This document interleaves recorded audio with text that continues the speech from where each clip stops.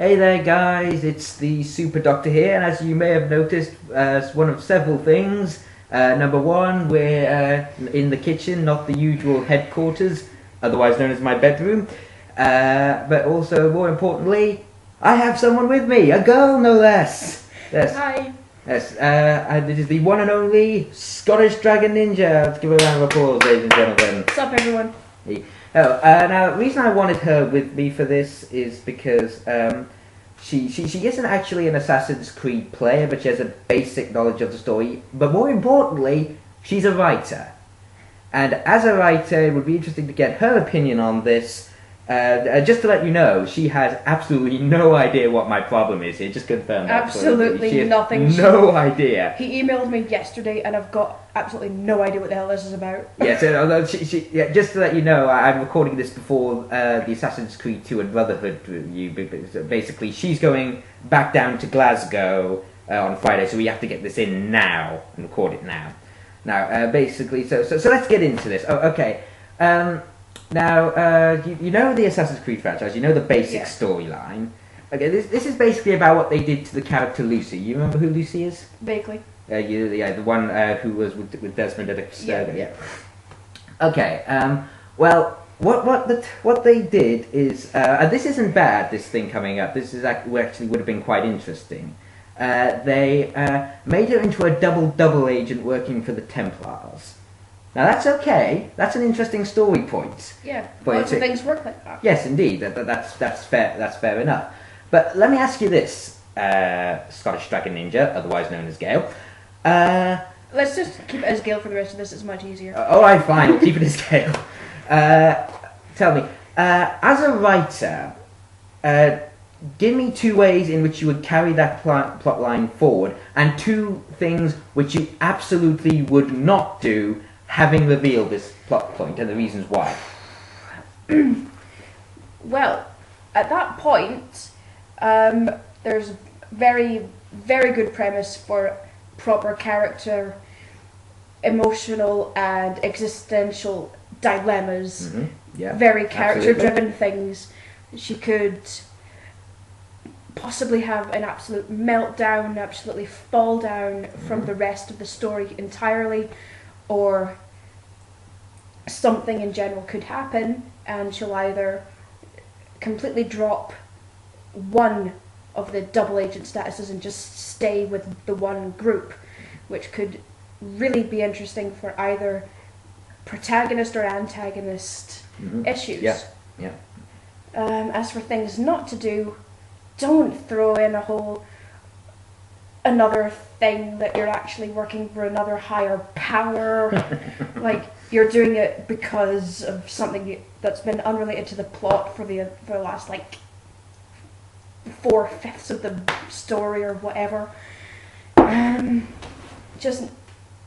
Basically that's what you need to avoid, and also none of this whole, because you can keep betrayals and things like that in because that's all really interesting, but don't make it like, oh, I'm betraying you right now, but I'm also betraying them at the same time by doing the exact same thing. That does get confusing. That does get confusing. That is stupid. Avoid at all costs. Just don't do it because it annoys the reader and the watcher or whatever.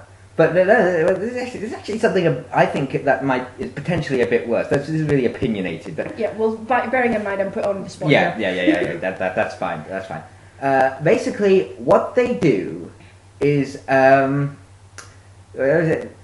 they kill her off at the end of the 3rd main game of the franchise, but don't explicitly state she's a traitor until the following game. Why? Just why? I know, right? Okay. Treyton, betrayal, big thing, should be a huge thing, whatever. Don't just randomly spring it in because it's useful.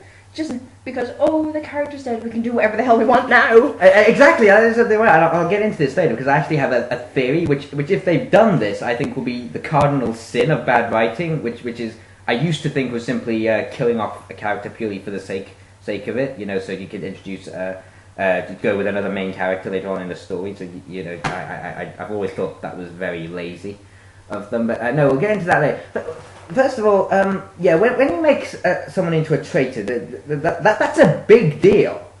You don't just kill them off. But I should point out that it's actually revealed through perhaps I haven't played Revelations, but I've seen videos. But I think it's revealed through maybe one sentence. I could be wrong there. I apologize to you. But and the actual reasons for her being a traitor are actually explored in DLC. What the fuck? This is a major. This is a major thing for the entire story. You don't just say, "Oh, we're going to ignore it for the most part. It's just the fact that it exists," and then say, "You have to fucking buy the reasons." Yeah. Basically, what I have is they try to link the reasons in with stuff that happened before the first game. You know, before Desmond was captured, and you know, that strikes me like you know when you're on a beach and there's someone who's being really annoying somewhere else, and you have a book with you and you take the book up, and behind the book you give them the finger. You know, you're being discreet about it. That doesn't mean they're not giving you the finger. That's basically what I think Ubisoft is doing here with the character. With the character, because they are the reasons for her actually betraying the assassin make sense, and I actually do agree with her with them. But the problem with that is that what's my train of thought now? The problem is that that's it. What you're doing, you're trying to cover up the fact that you couldn't figure out anything else to do with her with clever writing, with the hope that no one's going to notice what you're doing. No. If you've got a character that's as established as this, you need defined reasons for everything you do to the character. You can't just do something with them, like kill them off, and then decide, oh, we kind of wanted to do a bit more. Let's tag it on after that now she's dead and she still does it. Yeah. Through flashbacks again, I should point out. Oh, fucking flashbacks! Basically, that's what it is. Oh my god, flashbacks are okay. Don't get me wrong. I like the odd flashback now and again, but they're fucking everywhere. You can't get rid of them.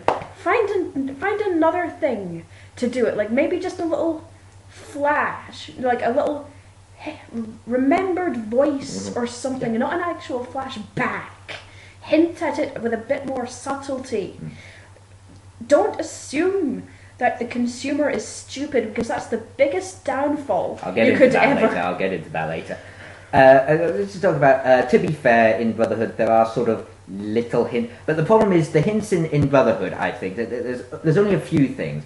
Basically, what it comes down to is it's either too subtle, i.e. you can't really properly figure out what's going on with it, or it's too obvious. Because you know, when you have sort of a thing like that, you have sort of trading and you're trying to hint at it. Basically, you have to make it so that you can link the subtle with the loud. Because even when loud, it can sometimes be, you know, surprising. So you have to sort of have this sort of thing that goes through, which makes it see that way. I want to talk briefly about how they kill her off. Okay, basically, literally in the last minute of Brotherhood, and I do mean literally the last minute. But what they have is they go and find the apple, which is buried beneath the Roman Colosseum, which is fine. And then this hologram of Juno comes out, you know, the goddess Juno, and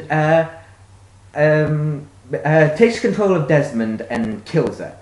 Now, apparently, this apple is pretty much becoming able of doing practically anything, and not just illusions here. Because apparently, also, in addition to being able to make sort of like solid holograms of a person, and having plans for like fighter jets, battleships, and the whatnot inside it, it also apparently has the consciousness of an old goddess sort of thing in it, and apparently has some sort of allegiance-y sensing powers, because this is why he makes Desmond kill her, because she can actually sense Desmond's true allegiance. The subtle thing they do is, the cross darkens the horizon. So he senses that. So basically what happens is, has Desmond take control, which is another ability.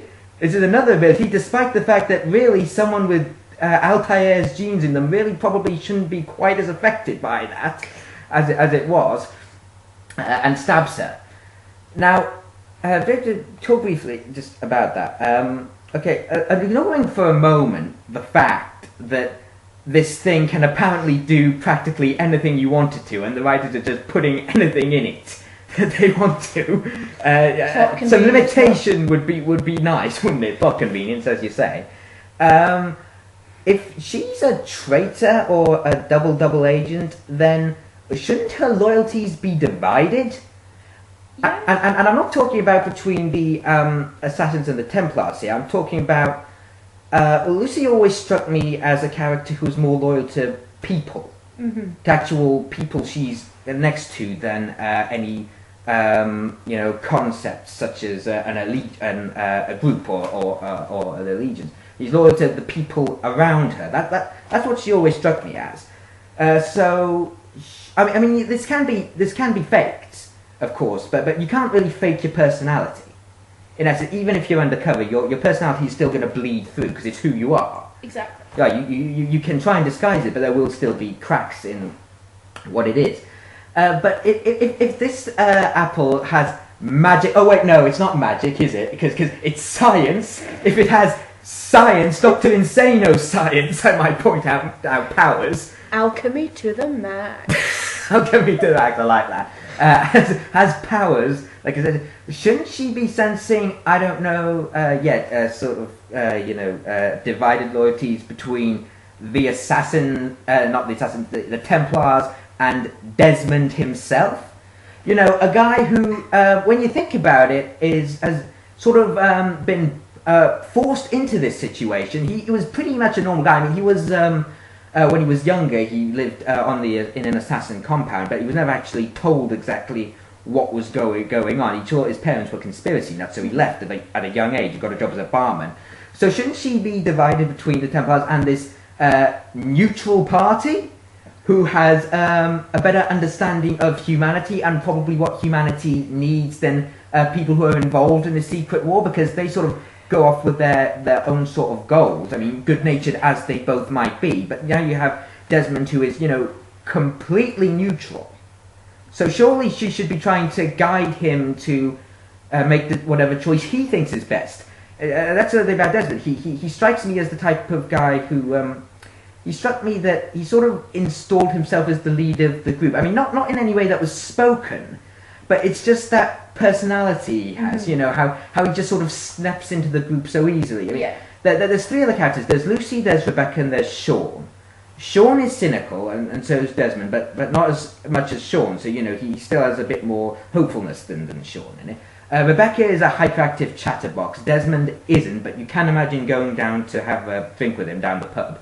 And Lucy is sort of a coordinator and someone who would take the initiative. But I can see Desmond, doing that fairly well. Fairly well, I think.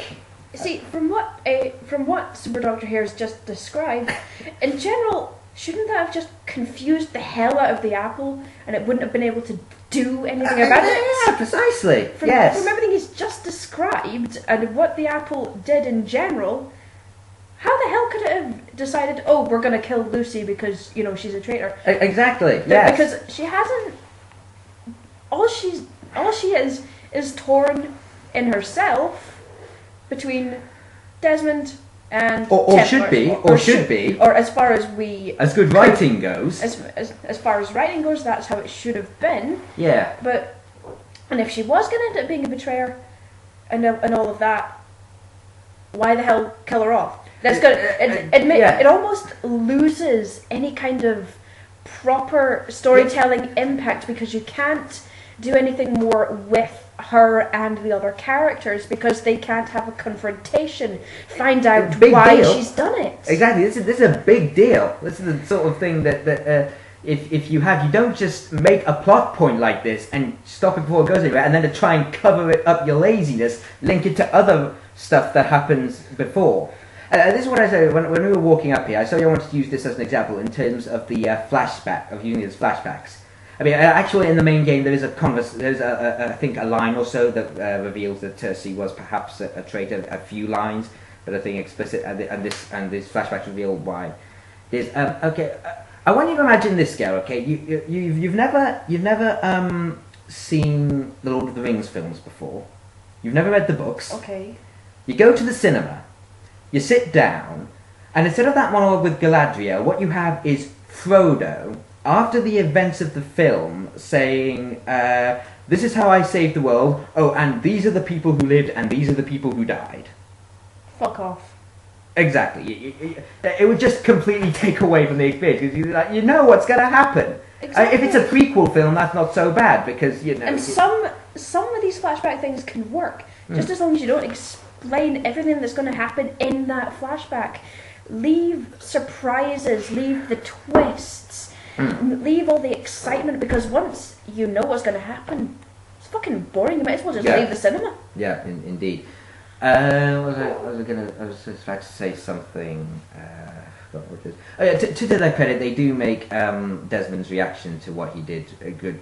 They did handle that well. He is at least upset about it. But the thing is, in addition to not killing a character off purely for the sake of it, you should not kill off a character purely for shock value.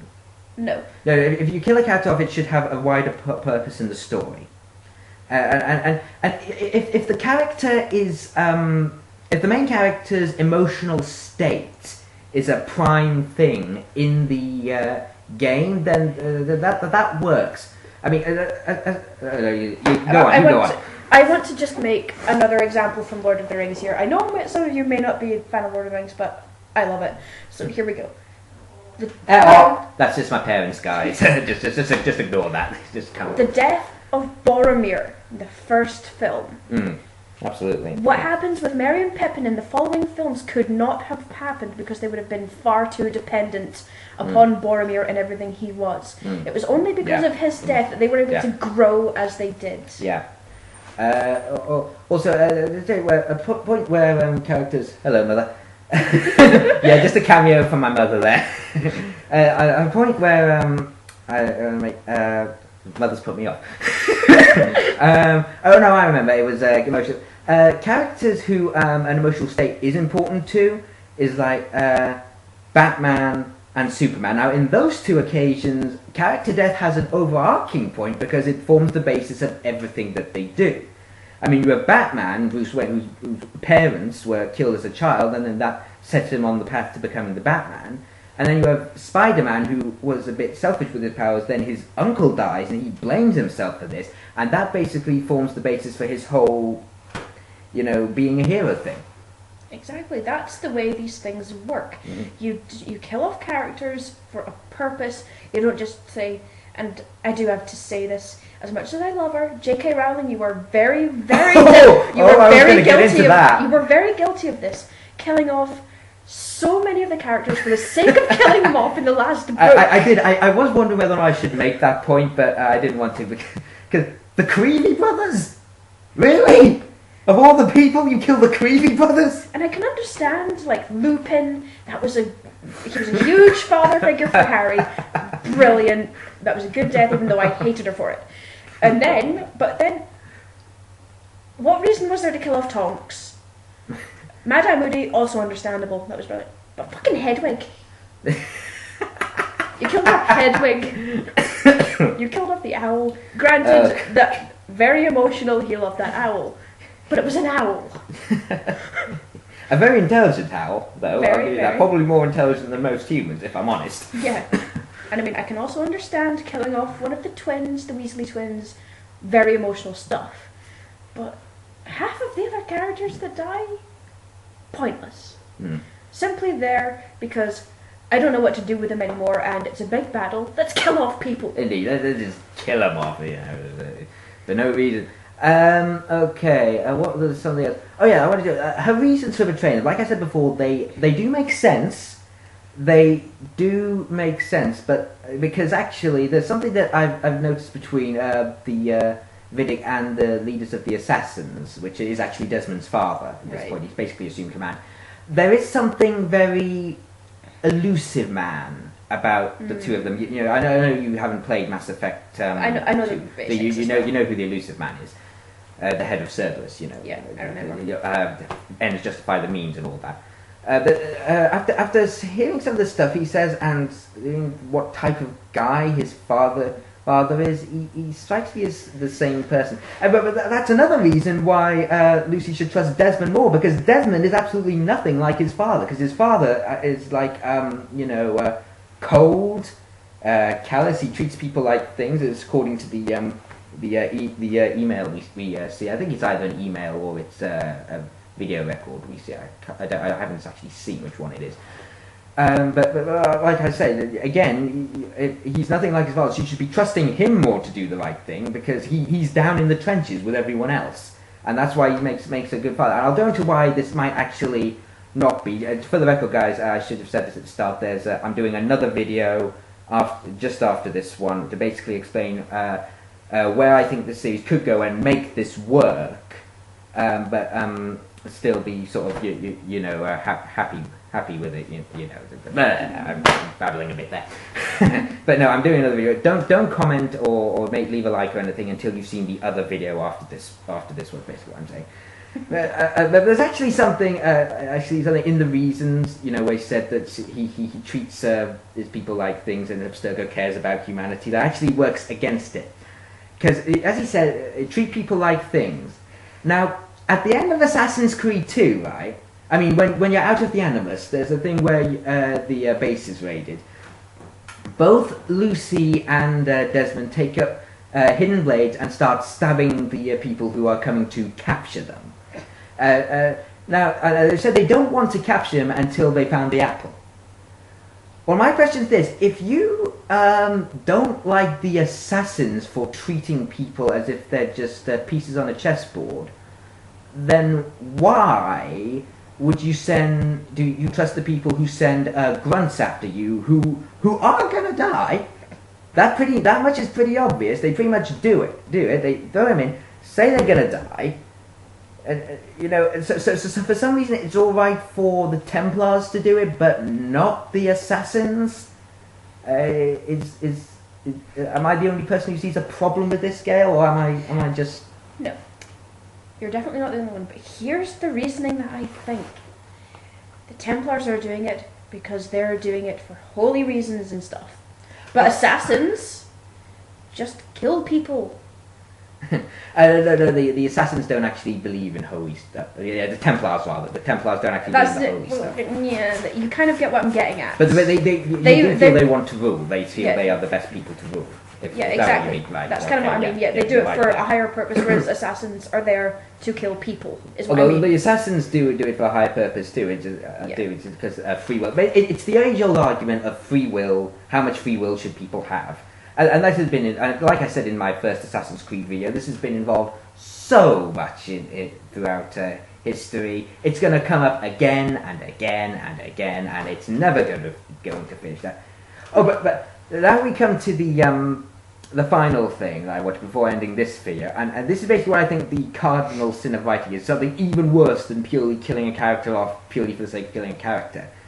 Now, somewhere in the Assassin's Creed Revelations, now I can't remember exactly where this is, but somewhere in there's somewhere where someone says, you must find Eden and Eve.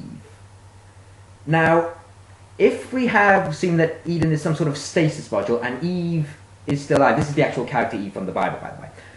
This is Eve as a young woman. And what if they want to introduce her as a new love interest? And so killed her off purely to allow this other character, because they think we can't understand things like, despite the fact this is a 15 game, we can't understand things like, unrequited love, a story of redemption, or so much, all of that, if they do that, I think that's even worse than what I used to think was lazy. I didn't think anyone would do that. I mean, I might be wrong, and I hope I am. I really do hope I am, because like I've already said, I love the story of the series, I really do. Okay, in general, there is nothing wrong with having a separate love interest after the initial love interest has died. No. As long as there has been a reason for the first one being killed off, or being out of the series in general. And not being lazy about it and linking it to past events which happened before the game started, which we don't really care about. Exactly. But just hinting at some random new bimbo that's going to be like, oh, you know, getting in there, taking what was Lucy's and getting in there just for the sake of, oh, Lucy's dead, we need to give someone to Desmond. Oh, no. No, you don't do that. No. If you're going to do something like that, he needs to have proper time to grieve, proper time to get over this, and not only that, but he's not going to be able to trust a woman like that for a very long time after what Lucy I hadn't has done. thought of that actually. Well done. I hadn't thought of that. Lucy has probably shattered any kind of trust he has in that kind of involvement. He is not going to be wanting anything like that, and the second he starts feeling something, he is going to be shutting it right down. Oh yeah, most assuredly. But you know what the worst thing of this is? I think I might be one of the only people who has actually noticed that they're trying to be clever about being lazy. You know, I've been on the internet, I haven't found anything about this. And you know, I think the problem is because it's not as such a plot hole, people are accepting it. Don't let them get away with lazy writing, people. No. You as fans deserve more. See, one of the main things that you were told as a writer is never assume anything about your audience. Your audience is neither stupid, neither are they incredibly intelligent. You need to tell them things, but at the same time, you need to let them figure things out for themselves. You, as the consumers, have the right, and generally, it's all up to you at the end of the day to make sure things like this don't happen again. To think things through. Don't question everything. I'm not saying to question everything, but take a little bit of time and register what's going on. Form your own opinions on everything. Form your own opinions, and if it comes up with a negative opinion, let somebody know so that they or form a band together for. Make sure that voices get heard, so that the creators don't screw you over again. Don't let them get away with it, people. You as fans deserve more. Just because it's not a plot hole, don't think that they're not screwing you over, because they are, I assure you. Yeah, and I will say this, no matter how successful any company, any writer, anything is, they are nothing without the readers and the consumers. Oh, most certainly not. No, I know this. Absolutely not. Everyone in my hopefully line of work will know this. So make sure you know it as well. Yes. I was also wanted to say something else before we... I remember what it was. It's because it's not like it takes that much to keep me invested in a story. I mean, just to give you an example, I like the Star Wars prequels, okay? I'm going on record as saying I like Star Wars episodes 1, 2, and 3, and so does Gail here. First ones I ever watched, and I'm proud of it.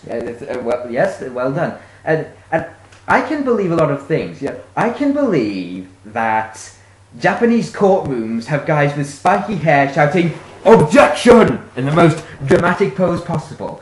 I can believe the fate of the world depends on a card game. If it was done properly, I could even believe vampires sparkle.